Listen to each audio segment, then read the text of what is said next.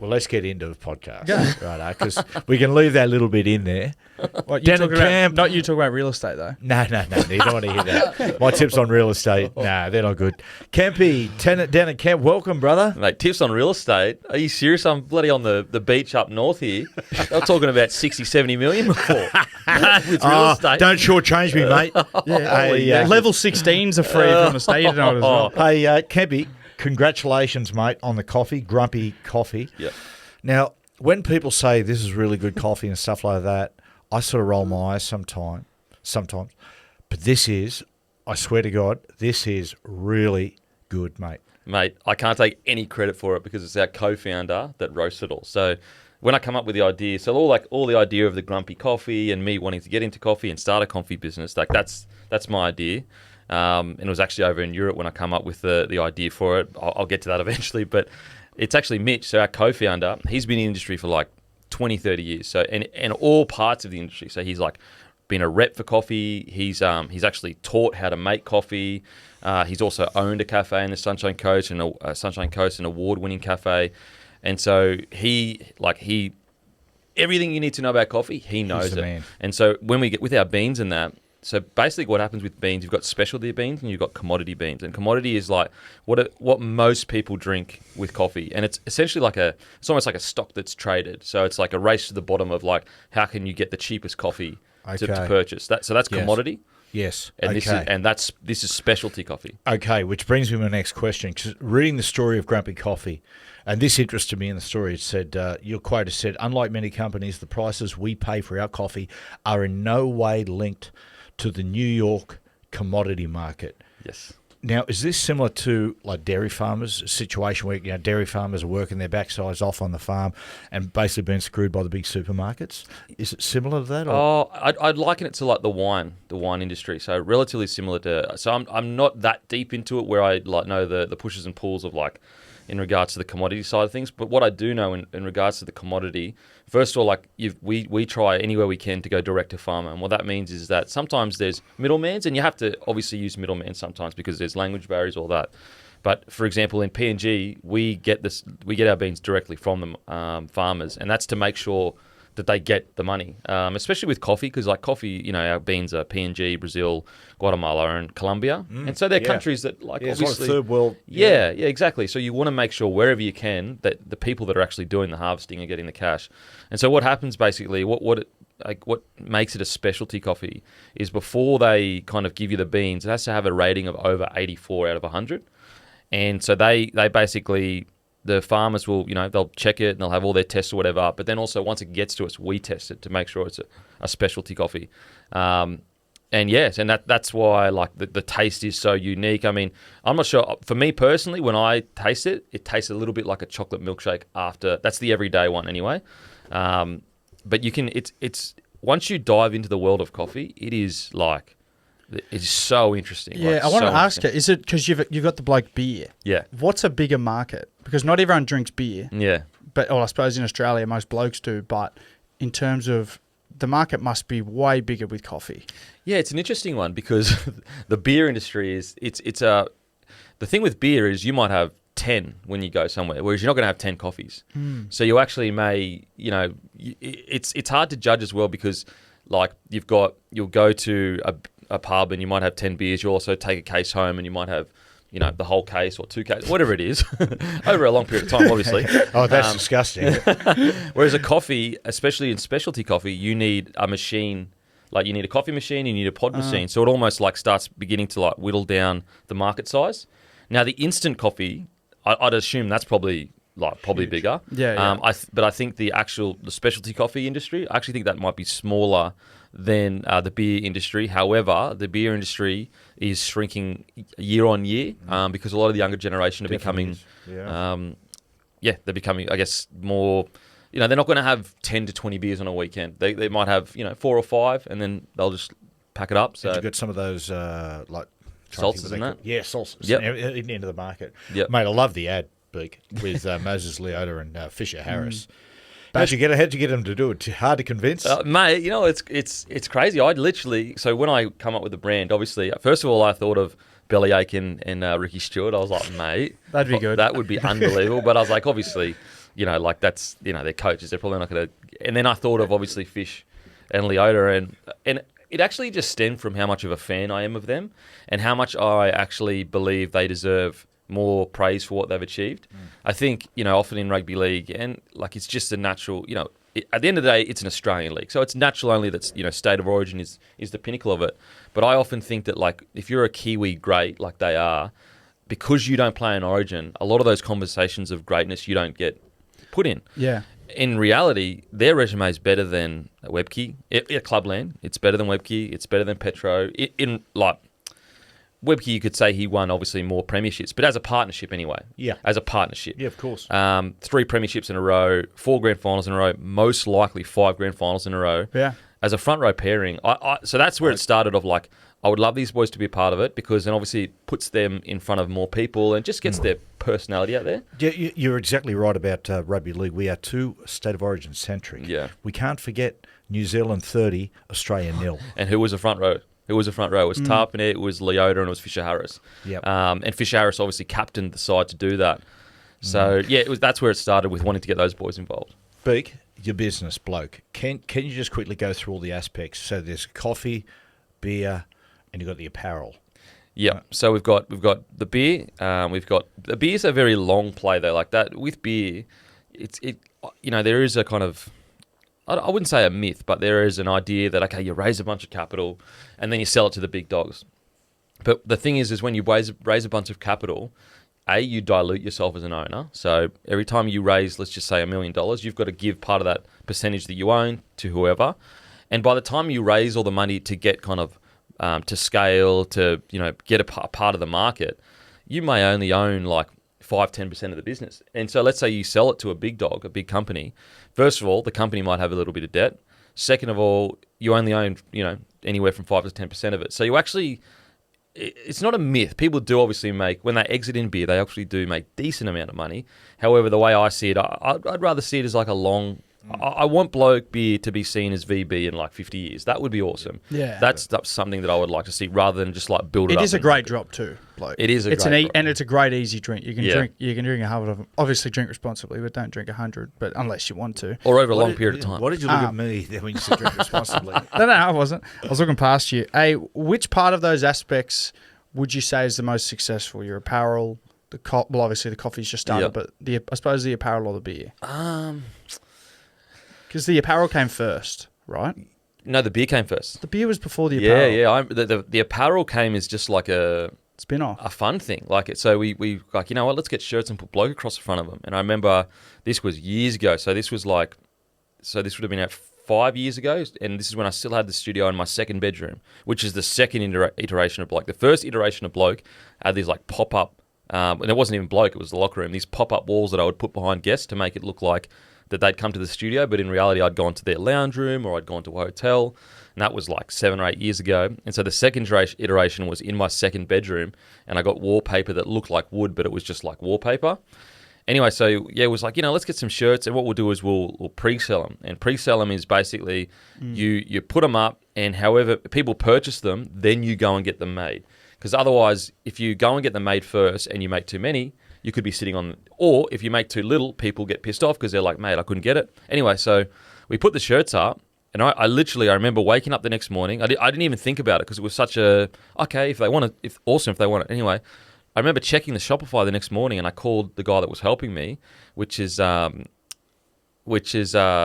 Cooper Greenberg, Todd Greenberg's son. Oh wow! Yeah. So he was the blow-in. So the blow-in was that was his name, the blow-in. He used to help me with the podcast. Anyway, he's incredibly successful now. He's studying law, everything, killing it. Anyway, so I remember ringing him, going like, I think there's a mistake here. Like it looks like there's been some money put in or whatever. Like this is weird by how much we've sold. And he checked it and he was like, oh crap, no, that's real. That's how much you've actually sold. And I couldn't believe it. And then I was like, oh man, like people actually really want this brand. Like, this is cool. It's interesting. I was speaking to a very, very clever bloke once who's successful in business, and he said, when you go into business, he said, like crossing a road, you look left, you look right, and you look left again. And I'm like, what's he talking about? He said, oftentimes you go into a business and you're focused on one aspect. He said, but right behind you or to your right-hand side, there's the thing that you should be doing. Yeah. So you get so infatuated. Can I ask you on that, Beak? The first order, the first jersey or shirts you put out, or hoodies, how many did it sell, and how many do you sell now? Okay, so our jerseys, which are our biggest selling, I think the most we sold was 3,000 in a drop. When we first started, I think it would have been about 200 or 300 shirts. The jerseys are like the most successful. They're like, people love them, and I'll never forget that day at the cafe. Oh, mate. Holy. We got an original jersey that's about 7 years old that's black and white, but the OG jersey that most people know is our colours with a V. Yeah. Anyway, we were getting ready, having a feed before the show on a Friday morning, and this lady almost sprints across the road. Crazy woman. She had a jersey on. I had a jersey on. She sprints across the road. Like, she would have been maybe 60, 70. And she's like, oh my God, I love the colours, and like fawning over this jersey. And incredible. I thought it was a G-up. She's going, I just love it. I love it. Kempy planted her. Yeah.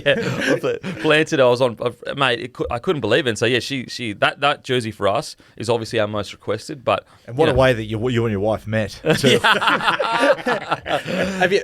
been the craziest thing you've seen? Like, have you ever seen someone really famous wearing it, or you've seen it in a real bizarre place? Like just bloke in general. I'm trying to think. Like, I think the craziest thing I ever saw, which I just could not believe, was in a cricket test match when I think it was Marnus was doing a little goosey, when the goosey was big. Yeah. I just couldn't believe that. Like, that to me was like, there's a test match going on and they're having a little joke with a little goosey. Yeah.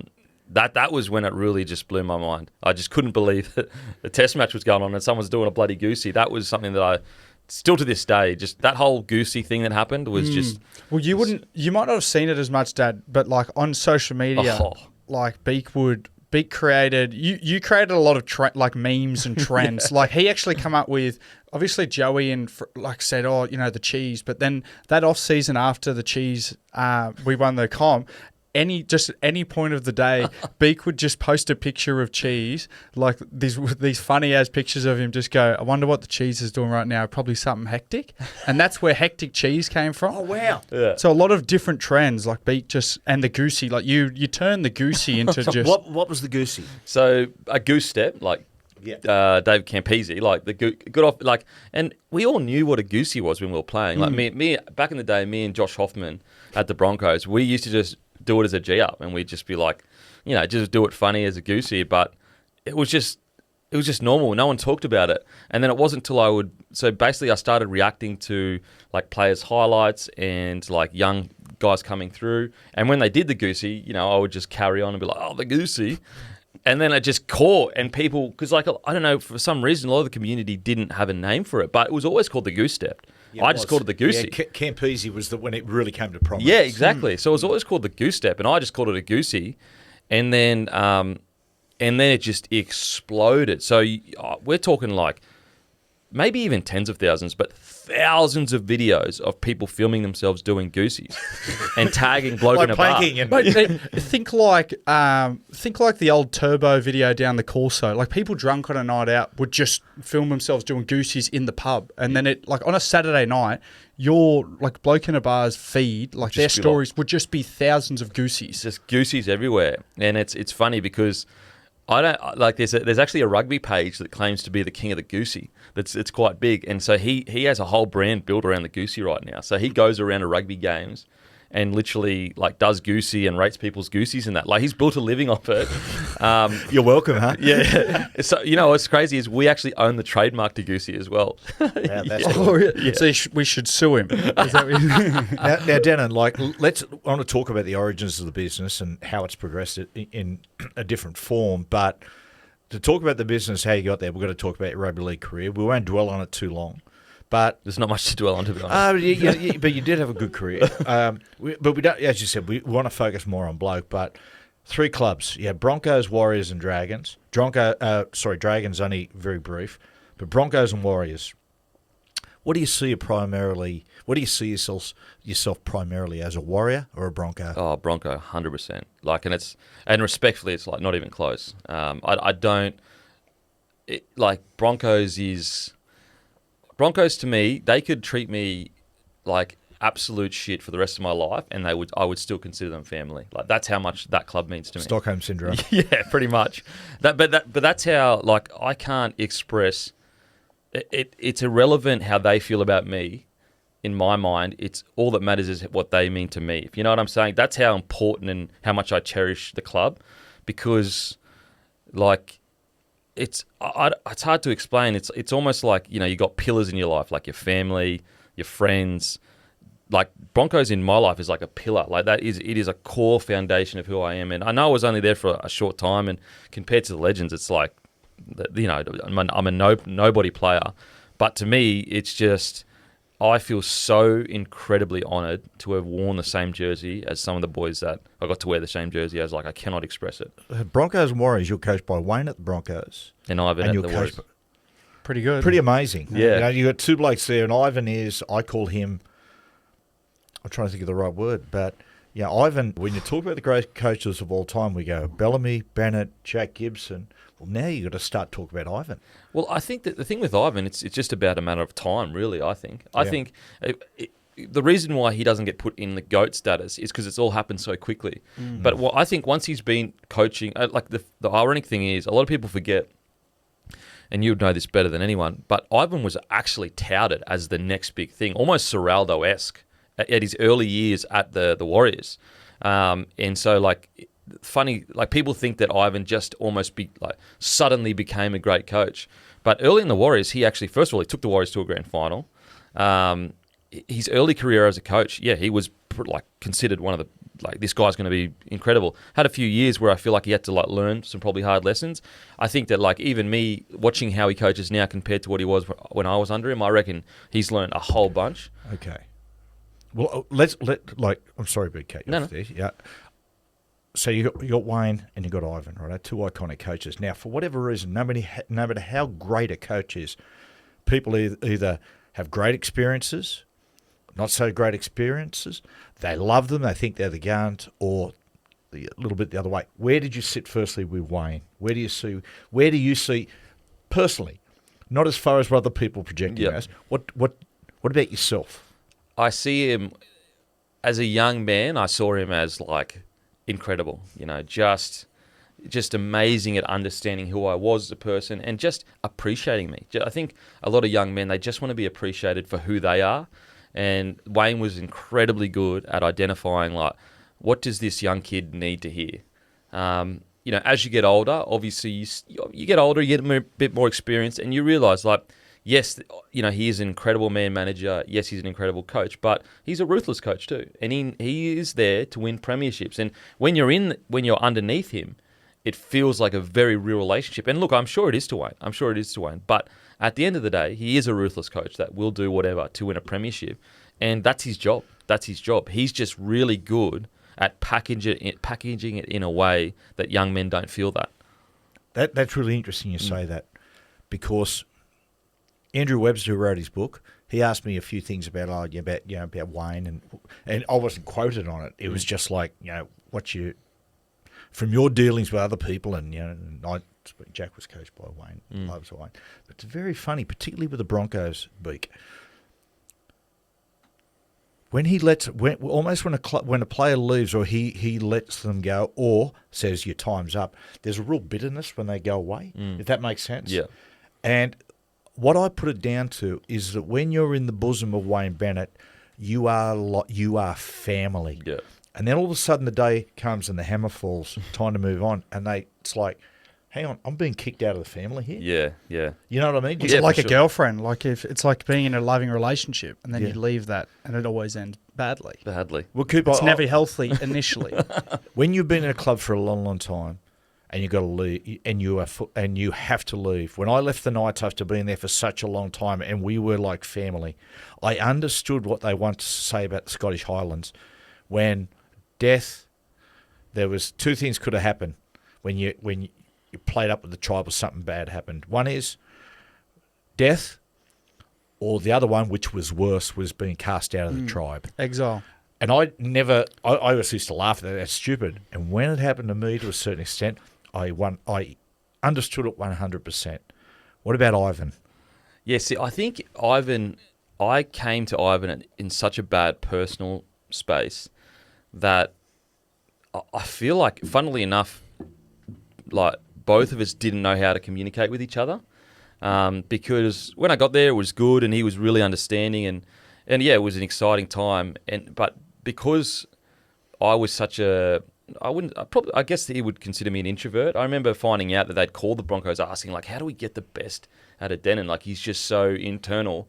And I think, like, Ivan, being a relatively new coach at the time, probably didn't know how to deal with a young kid that had come from the Broncos and didn't put myself out there. However, internally, I was begging to be appreciated, begging for them to want to, I guess, come to me, like, almost like, when you look back now, you go, you're an idiot. Like, you should have put yourself out there and shown how much you cared. But as a young fella, you expect them to look at all the little things you do and go, oh, clearly he does care.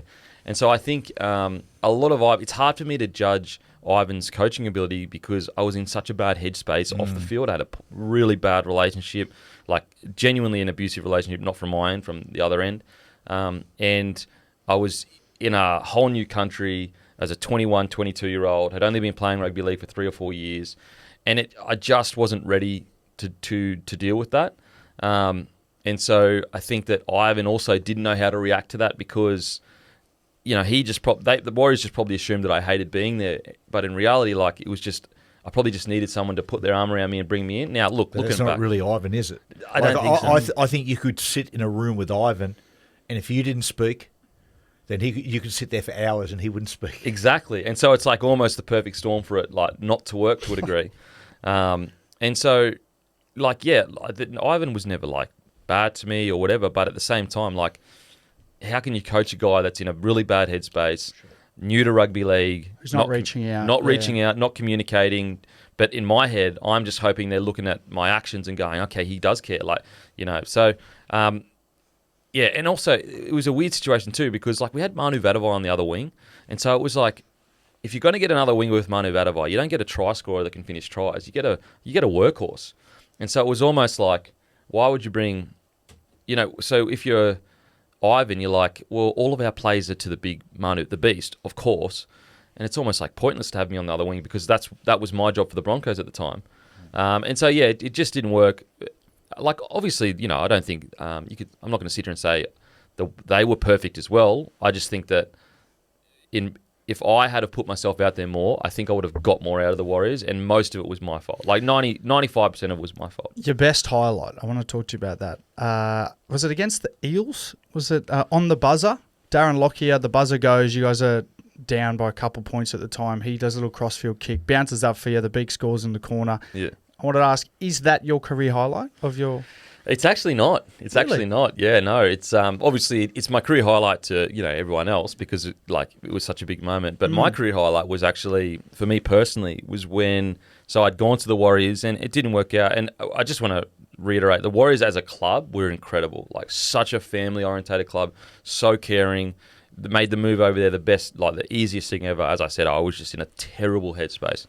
Anyway, so that didn't work out, and they were really good. They're like, yep, sweet, we'll help you get back to wherever you need to go.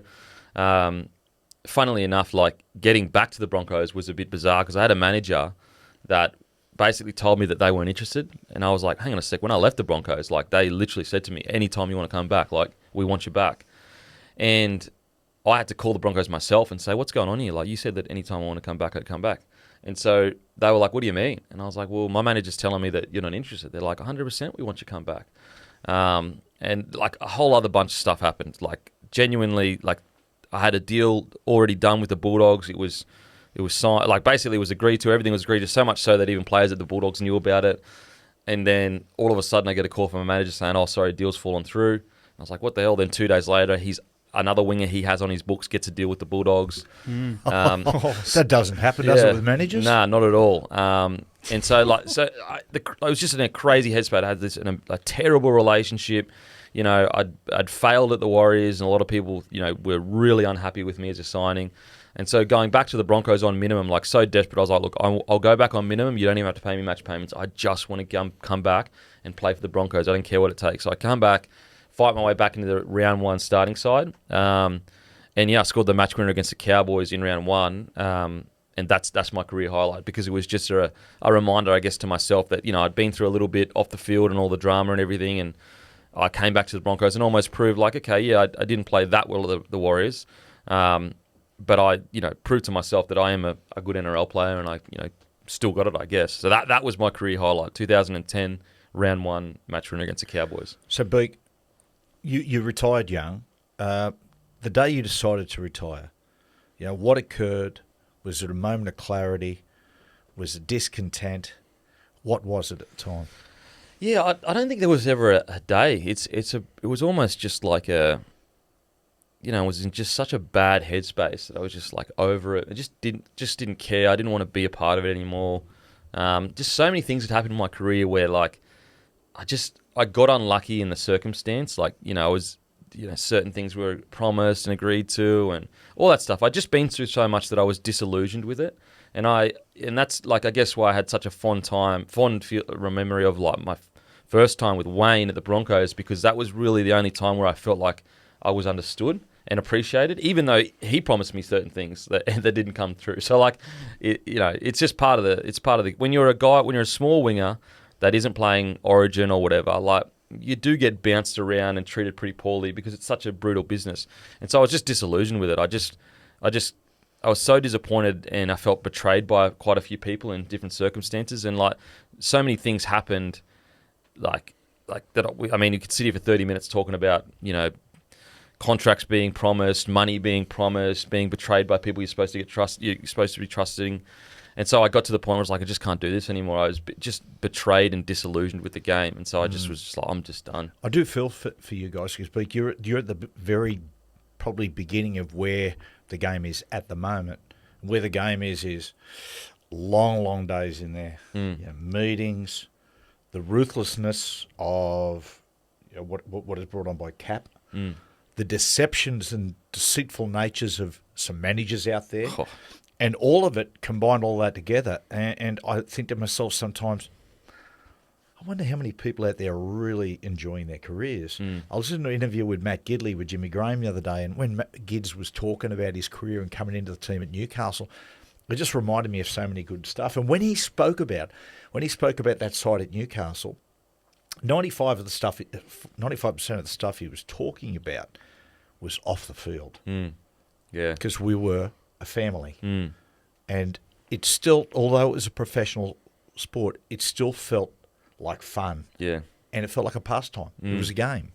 So, yeah, I can understand where you're coming from there. Let's talk about the years in between your two high-profile careers as Bloke and professional rugby league. Tell me about those years. Are they? What's more accurate? Lost years, tough years, years of tears, fun years. Oh, terrible years. Just completely lost. Because I'd played sport at such a high level from pretty much from 5 years old. Like, my whole life it revolved around sport. Like, it was from literally 5 years old. Like, it wasn't like, I'm coming down to play for fun. It was like, I'm coming down to play as best as I can play and win by as much as I can win by. And so when you retire, you're just like, what am I even on the earth for? Like, what's the point of anything? Like, I identify as an athlete. If I'm not doing that, then who am I? And I think that, like, it's so deeply ingrained in me anyway, personally. In my heart of hearts, I still see myself as an athlete, even though I'm not. I'm the furthest thing from it. In fact, look at me. I'm furthest thing from it. Can I ask you, Denan, what was the decision? Because you were quite young. What was the decision? Was it just falling out of love with the game itself? Or was it, you wanted to do something else? Like, what was your decision to leave it? It was just like falling out of love with the game, falling in love with everything around it, really bad mental headspace. Just like it's just a trifecta. Like, it was just a dark, bad, sad time in my life, and I just didn't really have, because the problem is that when you come across from soccer, you don't know the culture. Like, for example, if I'm a manager, what manager tells a 21-year-old go and take a contract with New Zealand Warriors when you've played rugby league for 3 years? Like, whereas now, because I've been in the game for long enough, I would tell a young kid, be patient. You know, yes, the Broncos have told you they're the third winger in line, but that's okay. Just stay there. Just stay. You're at home. Exactly. Just stay there. You're around your family. You've only been playing like rugby for 3 or 4 years. Or, you know, even little things like, you know, when the Warriors initially offered me the contract, I said yes to my manager. Yep, sweet. And then, like, I started playing really well and was getting way bigger offers. And even Wayne sat me down and said, if you want to come to the Dragons, I'd love to have you. And, like, because I was a man of my word, like I said, no, I've already said yes. So, like, I missed out on all this money. And look, I'm still happy with that decision because I would probably make the same one. However, like, you know, I think a lot of being in the game long enough and understanding the culture of rugby league, there's so much about it that I just didn't know. I had no connections either to lean on. Like there was no scout that says, "Oh, I've watched this kid since he was 6 years old," or there was no, "Oh, I know his family." So I was just like pretty much, I was just a kid by myself in rugby league, just doing my best, really. What did you do in those in between years? What jobs? I was an electrician, so I did my electrical apprenticeship. I only got to like the third year, but it was just, yeah, it just wasn't for me. Like as I said, I was just a dark period in my life where I just waking up at 4 o'clock, driving an hour and a half out to the site, living away from home in like this little motel, you know. And as an athlete that like had such success growing up as a kid, you know, I'd won state championships, I won national championships. It was just like, how did I get here? When, you know, there was a period there in 2008 where I was like close to getting selected for Queensland. And so I was just like, how did you get here? Like what? Like you're in a motel doing a job you hate, and you should have been so much more than this. But then there was also a part of me that had seen my other family members, like my brother had gone over to England for soccer, and he had actually got an offered contract from Norwich, and Wow. and he had knocked that back because he, you know, again just inexperience where because my father hadn't really been in sport that much, he did his best, but he didn't know sport either. So like, for example, if my son's over in England right now and he gets a contract from Norwich, I'm saying, hang in there, just a year, like, or I'll come over there or whatever. Whereas because we didn't know, my brother got homesick, so he came home and he became a doctor. So seeing that did give me hope of like, well, if my brother can do it, I think a lot of people, rugby league players, when they retire, like they hold on to the game a little bit longer because in their head they're like, there's nothing else. There's nothing else. Like, okay, I can go be a tradie. That doesn't compare to being a rugby league player, playing NRL, blah, blah, blah. And so there was that hope that I had with sport where I could go on to something bigger and better. But yeah, for about 2 or 3 years, it's just super dark, sad, depressed, until I just said, you know what? I'm going to give podcasting a crack. Is that and where did the idea of Bloke come from? Like when did you go righto podcast, and then how did you come up with that whole concept? So I was working on a Marulan, so an above ground mine. And so what I would do is I had like a beanie on, and obviously this fucking safety would have killed me if they had known. But I had wireless headphones, and underneath, it was so cold there all the time. Apparently, it's one of the coldest places in the country on average. I had this beanie on under my hard hat, and I'd have wireless headphones, and I would just listen to like Joe Rogan all day. The first podcast, this is like 2013, 14. I would just be listening to podcasts all day. Why? Because I was an apprentice, a mature age apprentice, so I just get all the monotonous tasks, just like cutting cables, pulling cable, and just absolute brain-numbing stuff. And so I just, was listening to podcasts. And initially, you know, maybe it was a bit of a projection, but I was like, oh, man, like I'd love to do a podcast where I sit down and hear people's stories. I've always been really interested in people's stories, and I feel like it doesn't matter where you're from or what you do, everyone's got a really interesting story if they're willing to tell it.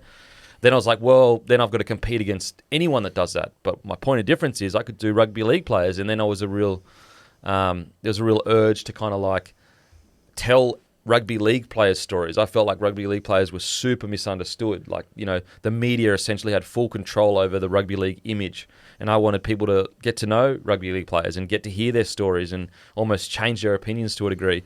And as I said, it might have been a bit of a projection of like, you know, wanting my story to be kind of heard to a degree. And so, yeah, that's kind of where it clicked. Put everything on a credit card because I was on mature, like apprenticeships wages. Put everything on a credit card, build everything up, and then I sat on it for a couple of months because I was scared. Like, you know, you're about to jump off the plank, but you're just like, oh shit, I'm about to jump off the plank because once I get started, I'm not gonna stop. And so I promised myself, look, I'll give it 2 years. Obviously, I'll keep working full time. I'll give it 2 years. At the very worst, I'll at least have like 1,000 people that listen to the podcast, and I can advertise my electrical company too. So like there was a worst case scenario.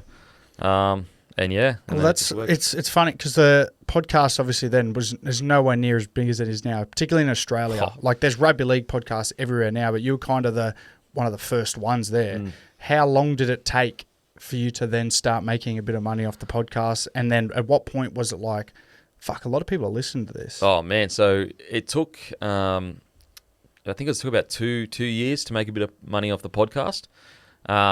But even then, like people, so I had the podcast. I would put it up to the podcast, and I wouldn't even think about it because no one knew what a podcast was back then. So I actually focused more on the clips that I would put on my Facebook page, and they were just like 3 to 5 minute clips of people telling their story. And honestly, some of the early first couple of years, seriously, you might get 200 or 300 downloads. You know, whereas now you're getting like, you know, our Monday show gets anywhere from like 70 to 80,000 downloads every single Monday. But yeah, that was for a few years. Honestly, it probably wasn't until like 2020, 21, where it really just the momentum just clicked into gear, and it, you know, pretty much it's like this, like for so long, for like 4 or 5 years, and then just boom, it just hit momentum. Rock and roll bands or artists describe that as when the wave kicks in. Yeah. They always say, you know, like you're paddling against the surf, you're paddling against the stream, but all of a sudden when you're on the wave, it's almost like effortless. We're away. Yeah, I'll tell you what, my job's like I do a lot more of it, but it's much easier now than it was when I started because I was editing everything. I was setting everything up, put it all down, get back home, go to sleep, wake up, go to work the next day. Okay, so you come out of a high pressure environment in rugby league, and we know what high pressure environments can do. And as you said, you come out of it really, really knocked around. We all have different things that sit inside us, things that, you know, whatever reason, we get up some days and we're feeling great, and there's other days we're not feeling so great. We're feeling a little down, and sometimes it's hard to pull yourself out of that. For you, oftentimes what can change a mood is stress and is pressure. What you've gone through, you know, in those really difficult years of discontent in rugby league, spilling into discontent of what you're doing as an electrician, do you have to basically keep a check of yourself that person doesn't come back during, you know, with all the pressure of what you do? I don't feel anywhere near the way I used to feel as an electrician. Like I've never, since I've been able to do this full time, I've never ever felt anywhere close to how bad I felt in the years when I was a Sparky. So like, yeah, there's very rarely a morning where I wake up and I'm just like, oh, I don't want to do this or whatever. Really, the only negative of you know, being an entrepreneur or whatever, you know, I hate that word, but like being an entrepreneur is the financial stress of it. Like, and so there were years early on where, you know, we had the bar, and you know, I'd come up there to help my brother out because he owned the bar before it, and it didn't work out. And we had this 5-year lease, hundreds and hundreds of thousands of dollars in debt, and I was up there to help him. So that was stressful, you know. So where was the bar? Can you, so the bar would have been, so I started the podcast, I think 2014, 15. And then the bar, so we'd started the beer actually at around 2016 or so. And then my brother opened a bar, Spanish tapas bar in Broadbeach, and it went pear-shaped. He went with a business partner, it didn't work out, whatever. And so my brother was left with this lease and this bar, and he'd he'd funded it all, and the partner was supposed to run it, but the partner, it just didn't work out. And so my brother was basically left with this lease and all the financial liability of it all. And I was like, well, I can't let my brother, you know, do that. That's my brother. So I was like, look, I'll come up. I just need you to change it from a tapas bar to like a Bloke in a bar with beer. And then obviously in exchange, I'll give you a percentage ownership of Bloke. And so that was all good. So we did that. So at the time, though, I was actually, I was with my ex-partner at the time. That ended up breaking up during that period as well. And yeah, so when I took the bar over, it was more just about settling the ship because he had this 5-year lease. And like when you got the 5-year lease, you can't just not pay it. Like it's a huge lease you got to pay, and he's financing it all by himself. And so that was an incredibly stressful time. Funnily enough, I never felt as down as I did when I was just doing my electrical work. And to be clear, there's plenty of blokes I've got such admiration for that were Sparkies. It just wasn't my cup of tea. But yeah, so the bar, the stresses of that though, and like the family, like it got to a point where, you know, you got to ring your father who also doesn't have that much money, or your mother who doesn't have much money at all. And at one point, like I was living in my family's home and they were living in their parents' home. and I couldn't pay rent. But the rent that I was supposed to pay that they used to get from people that used to live there, because I moved up from Wollongong to the Gold Coast, that used to be money that my mum was given just to live on. Because I couldn't pay rent, she wasn't getting any money, and then my dad, just got to the point where like the whole family's involved, and yeah, at points you could tell my family was like, you got to find a way to walk away from this because it's just draining everything, and we just hung in there. How did it affect your relationship with your brother? Didn't affect it at all. Made it stronger. That we always knew that both of us would walk away from Bloke before it affected our relationship. It just made it stronger. And now we know, like, we could have an agreement without any paperwork, and it would never ever come. It would never. I know people say that, but I know for a fact it wouldn't. So I've been there. Jump in again. I hate to dominate this conversation. Right? It's just things coming into my head all the time. Surprise. What was it like, Denan, with the bar, dealing with the public? Not just dealing with the public and alcohol. You know what's funny is we only have had one fight out the front, and it lasted about a second. For some reason, we didn't have many dramas. I don't know what it was. We just didn't have that many dramas. It's actually like, although it was a really tough time and there was so much stress, and the only way we got out of it is obviously people came. Investors saw, so a bloke walked into my bar one day, and he just said, "Would you ever be interested in investors? I'm an accountant for a bloke, and he wants to get into a beer. Would you be interested?" And at the time, I'm thinking, this is bullshit. Like, what are you talking about? Anyway, so this was just a random day where it was quiet. I gave him my card. Sorry, he gave me his card. No, sorry, I gave him my card, and he's like, "All right, sweet." And eventually, the guy called me. His name's John, and we just started talking, and they invested in Bloke, and became partners in Bloke, and that is so. Basically, what was happening is we were getting to a point where it's like, there's no return here. Like, everyone's going bust. And then somehow, some way, someone saw the vision, came in. I don't know, just randomly. They didn't know what was happening. They just saw the branding and the vision. They loved the idea that I had. So it was the branding and the vision. Did he ever tell you what was the thing that really just went, okay? This is going to sound super, I don't know. Just say, baby. He's me. He said, it's you. It's not. It has nothing to do with the brand, or obviously the brand helps and that helps. But he said, just your mind. That's what we invest in. We invest in people. We invest in people, and you're different. And there's certain people that are entrepreneurs, and there's certain people aren't, and you are one. I want to ask, Bloke. Why did you have that name? Bloke in a bar? But look, why originally was it called that? Mate, so basically, Sandor Earl, he contacted me, so I was doing the podcast. It's such a weird story. There's so many things. Fueled by fire, fueled by caviar. Yeah, do you ever listen to his podcast, 100%, Fueled by Fire? 100%. Only lasted about 6 episodes. Coop had one too at the same time called Fueled by Caviar. Yeah, I did. I tried to rival him, saying I was going to start one where people who have never had hardship in their life. And they just talk about how great their life is. Good times. And why do people complain? So with Sandor, he contacted me and he's like, "Mate, I'd love to do a show. We can talk about sport and footy." And at that stage, I never wanted to be an ex-player that bagged the current lot. And look, there's a difference between critiquing and bagging. And I always remembered at the Broncos how often we would walk into training and we'd see an ex-player, like, "Oh, I can't believe such and such got caught in the drink doing this." And as a playing group, we'd go, "That guy, we know for a fact you were worse than us, and you have the audacity to fucking grandstand when a player like our mate stuffed up." And so in my head, I said to Sandor, "Look, I'd never want to be an ex-player that does that." And so I wasn't confident in my ability to kind of analyse sport without being too critical. And so I said, "This is what I'll do, Sandor. I'll create a show for you." Eric Groth as well got involved, and Jarrell Yayi.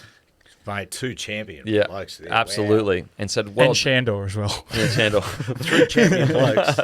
And so what I'll do, boys, is I'll come up with a concept, I'll come up with the idea, I'll send you the equipment, you to film it and everything, the microphones, and then you just send it to me. I'll edit it all and I'll post it on my social media, help you grow your profile, everything, blah, blah, blah. And so we were just like, what's the name? And just randomly, halfway between sleep and being awake, boom, Bloke in a Bar just came to me. And I just love the concept of a bloke in a bar because there's something special in Australian culture about a bloke in a bar, and it means so much to everyone. Like it could be for us, it's talking about sport, but for a woman, it could be you met a bloke in a bar, or I mean, we've all got a story about a bloke in a bar, but also you are a bloke in a bar, and so that's how I come up with the name Bloke in a Bar. It's funny in this pain in the ass woke world. Do you ever get any pushback, mate? You know what? None. Absolutely, that's none. encouraging, and it is. I look. I think it is because like we don't get involved in any of that stuff. We're here to talk about sport, and we're here to be positive, and we'll never get involved in that kind of stuff. My belief is that I want to provide positive change by making blokes or whoever listens happy each day. That's my contribution to positive change. And in my personal opinion, it's the strongest way to create positive change is to just make more people happy. A happy person is going to be negative to less people around him, in my opinion. And so, we've been super lucky or have had no issues. And, we just never going to wade into any of that kind of stuff. Denan, I'm actually a raging conservative. No, joking. When you walked in with your MAGA hat on. When you're successful, you can get, Dad calls them dirtbags, scumbags. They're like vultures that'll come and feast on your delicious fruit and your carcass. Yeah.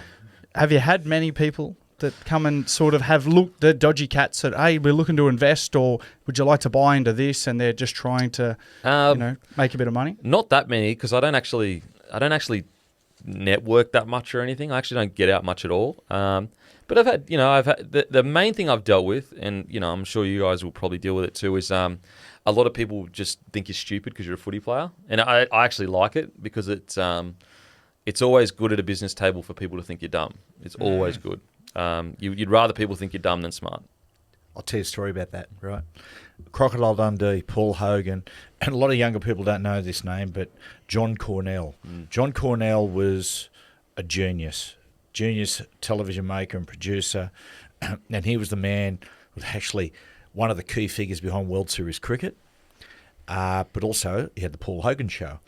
And he and Hogs were just a great double act. If you watch the Paul Hogan Show, he was the guy who had a lifesaver cap on, and you just talk like that.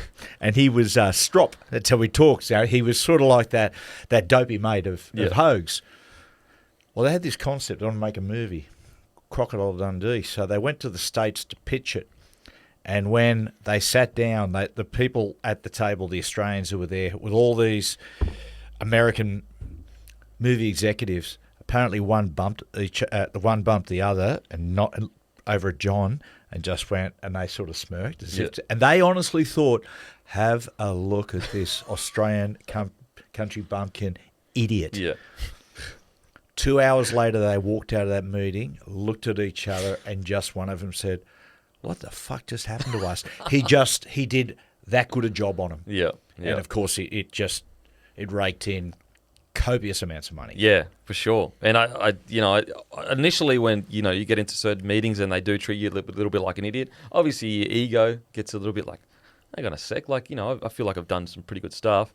But then eventually just go, it's a genuine advantage. It's a genuine, not to suggest I'm some fucking genius, 'cause I'm not. Just they treat you. Most people look at footy players and go, and to be fair, we don't help ourselves. But yeah, it just is what it is. I went on a radio show one day, and they got a professor on who was the carry-out champion in this FM quiz, and it wasn't a Sydney radio show, it was out, and they got me on, and they were interviewing me, and I was just rude all the way through it.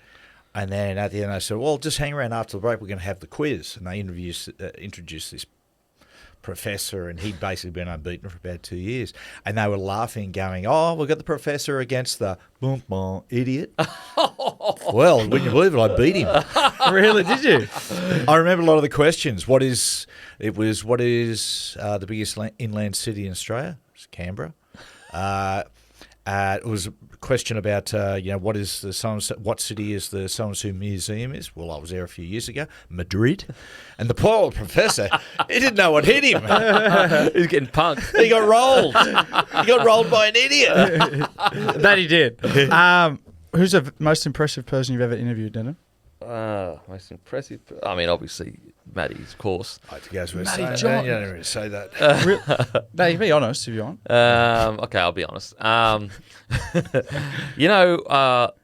had Paul Gallen on early. I had Brad Fittler on really early. I always appreciate that. Like, this was really on the podcast. I can't even remember how I got in contact with Freddie Fittler. And he just said, yeah, sweet, no worries. Got him on, which is incredible. Anthony Mundine in the first few, like, that was mind-blowing. Just messaged on Facebook, and he was like, yeah, bro, no worries. I like Choco. What? Great fella. And he literally gave me such good content. It was on the news. It was that, I don't know if you remember it, but it was that quote where he said, I used to be Jonathan Thurston, but with twin turbos. You probably don't remember it, but he said that. And so, I tell you what, though, you actually go back to Mundine's career and what he achieved at such a young age. I know a lot of people like to go, I can't, mate. He was unbelievable. Unbelievable. James Seguiaro was a big one. Like, his story, I just never forget him talking about sitting on the front of his, like, so apparently his father was a relatively wealthy man in PNG, and then some business deals went really wrong and got screwed over, and they lost everything they had. I think he moved to Australia, and I think he might have been living with some foster parents. And just hearing him say he used to sit on the front porch and watch the other kids go to school, and he was jealous. And it just always, that was like a real, just like, geez, like, I was so lucky in my upbringing. And I know it sounds selfish to like go back to how it affects you, but just to hear that story and where he ended up and his incredible career, that was a really interesting chat for me. That's amazing. Yeah. Isn't it? You just don't know people, do you? You just have no idea. Like you're something that you not even take for granted. Something that I used to hate going to school. He's sitting there going, I wish I could go to school. Good man, Chico. Yeah, absolutely. He's a good man. He's definitely one that I'll always look back on and go, that was pretty incredible. But I mean, the thing with rugby league is like, there are so many incredible stories because it's such a, it's a crazy game. It's such a real sport. It's from it's from low socio-economic kind of area. What about an interview that didn't go the way you suspected? I was going to say or thought it would. The most difficult interview. And now, when I mean difficult, I don't necessarily mean that they sat down there and they just didn't want to talk. An example of that, I interviewed Elise Perry one day, who was just amazing. The greatest female cricketer of all time, the cigar Phil Sobers of the female game. And she was just so unbelievably modest, eerily modest. And so it'd be like, I'd ask a question, Lisa go, Matty, look, I appreciate it, but I don't think so. And I'm going, oh no. But we end up getting it going. But it was an example, like for me, it was like, you silly bastard, you need to do more research. I never knew she was going to be that she was so purely modest. Yeah. Look, I've had interviews that I actually haven't released. Obviously won't say who, but I was a young fella, and he doesn't play or anything anymore, or whatever. But he was just bragging about certain things that I was like, mate, if this gets released, people are going to be like, what the hell are you bragging about? Like off-field stuff. Like just fighting and all this kind of stuff, and I was just like, what the hell? Yeah, you think to yourself, I've got to wrap this up. This is going to go in the garbage. And look, he was a young fella, and so like I might have been nervous and just trying to, some young men obviously they beat their chest a little bit, and don't get me wrong, this guy had every right to. He was a bloody good fighter, but it was just that was just one of those interviews where I was like, probably I could have released it and it could have helped. Your brand, me for sure, but I was just worried about. I didn't want him to be seen in a negative light because I knew he was young and he probably didn't understand how it was looking. Actually, I interviewed Zarafa before the first Tim Zoo fight that was put together that he pulled out of, and I didn't release that. That was a weird one because it was a mixture of, I couldn't believe that he just pulled out of the Tim Zoo fight. I've actually interviewed Zarafa since, and he was super polite, super nice. But yeah, even though it would have been probably good views for me to put up him talking shit about Tim Zoo, and then he's pulled out. Because he's pulled out, and then I put up him going, well, this is what he said 5 days ago. But I was just like, you know what? Like, I'm not in this business to get clicks and views like that. I'd rather get it in a positive way, so I just didn't put it up. Well, you have such a great relationship with sports people, not just rugby league players, and I think that is crucial to it, Beak, is that It just really irritates me so much when people use their podcast for a sugar hit and go, a lot of people would sit there and that young player, would have been talking about bashing guys and stuff like that, and they would have been thinking, this is just gold. We're going to put this out.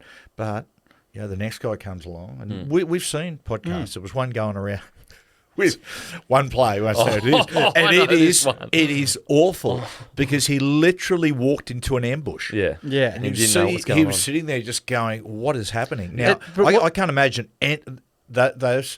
those two people getting another person on. No, well, that's what a lot of those podcasts do. Like, as soon as you get someone in rugby league and you throw them under the bus like that, everybody in rugby league, even though you're at separate teams, separate locations, everyone talks like so much. Shit just flies around so quickly. There's some of the podcasts that the boys you have done and they've been ambushed and it's been on the news and things like that. Like, nobody ever would do it. Well, at the moment, Coops, there is a major, one of the biggest media companies in Australia, and not one of the free-to-air networks or the paid TV. I'll leave that to who it is because it's been well documented, that have been doing interviews with Australian soldiers and have found to be editing or putting things in which, like, they never said. Wow. Or they've gone back and looked at it and said, hang on, I didn't do that. And it's come out that they've cleverly edited it. Oh, man. And this is supposed to be an organisation of the highest integrity. Wow. But one thing I did learn, when I first started, I used to think that, oh my God, I've got this guest that is like a superstar. This is it. This is the moment that it all explodes for me. Everyone finds out about who I am. That's absolutely not the case. And it's more along the lines of, if you're thinking about getting into media or whatever, look, every media, and Matty, you can speak more to this than me, and obviously Coop, you're in as well with mainstream media. Like, obviously every podcast or radio show or TV show has a different purpose. So, like, sometimes it is about shock jock, sometimes it's not. But what I can say, if you're in a podcasting game, for it to be seen as like a serious, a bit of fun, but a serious kind of interview, kind of podcast or whatever, I promise you, no crazy story that's negative will ever put you on the map for any lasting amount of time. What will put you on the map is consistently. They might not get as many views, this is the story, but consistency. That's what puts you on the map, not the crazy viral clip of a bloke saying something silly. People don't even. We get so much content these days. You can scroll through and you'll see that crazy story.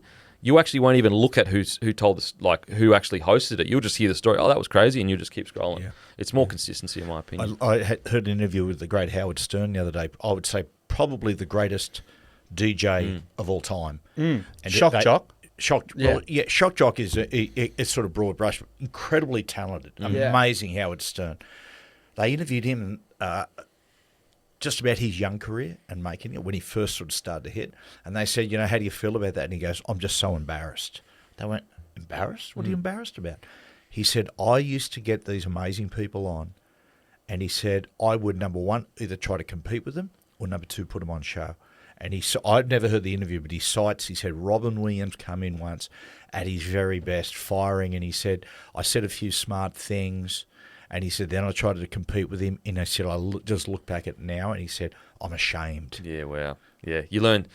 Man, if you go back and watch my first interview, which was with Bo Ryan, holy, it's terrible. Like, it's terrible in the sense I didn't do anything bad. It's just a really poorly executed interview.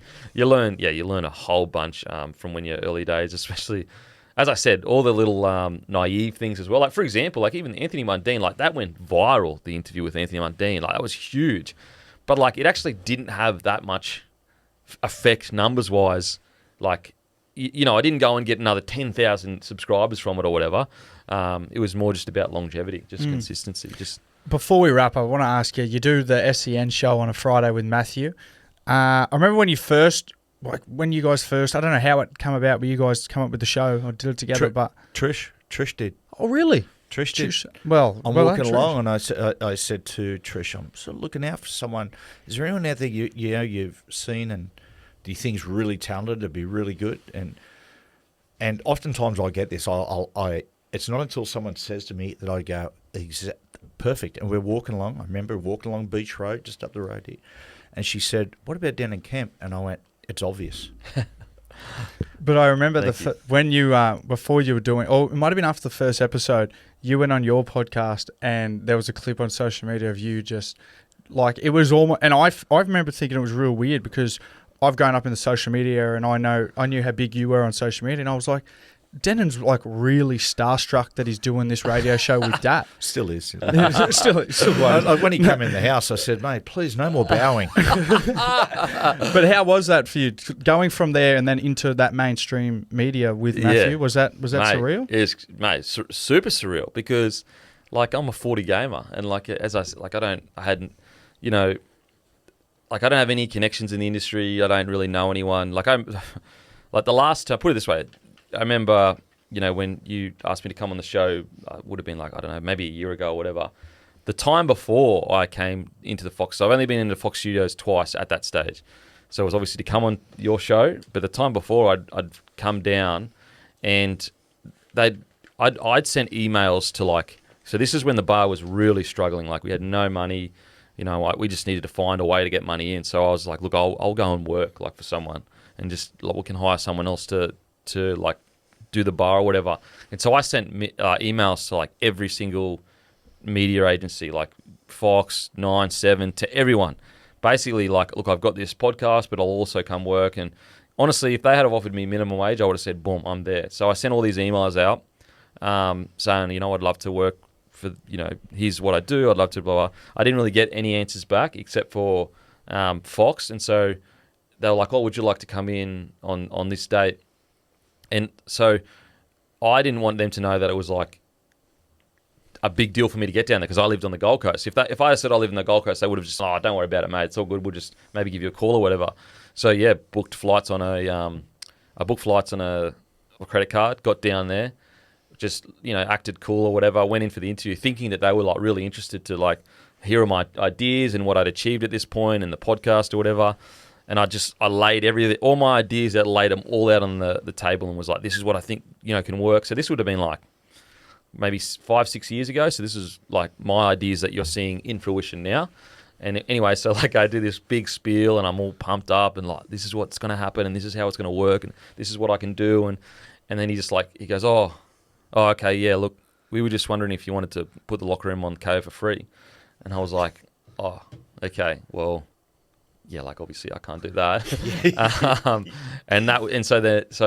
That was the only interview I'd had at Fox, and then the next time was obviously coming in to go on your show, and like that was a big moment for me because I was just like, man, I remember the last time I came down here, I was so desperate. I would have taken a minimum wage, like even a journalist job, like just anything, and then obviously I get to come on your show, and that's the thing. Like that's why I'm so starstruck is because or so appreciative of the offer because from my perspective, like. Internally, like I didn't really know anyone in the industry. Everything had just been built from like literally nothing, and so I just couldn't believe that, I'd gone from editing in my bedroom, learning how to edit on YouTube, all the way to that. No. Yeah. Well, Denan, you've been an enormous help to us as well. We got to be honest, like in the podcast world, lots of things. You have come over here just to help us out purely, and again today, mate, we really appreciate it, mate. Look, Denan, there's one thing, mate. If you got talent, intelligence, and perseverance, you can't be beat. 100%. 100%. I totally agree. I just need maybe the intelligence and we'll be sweet. You beat me to the punch there. Thanks, Denan. Good on you, mate. Thanks for having me, boys.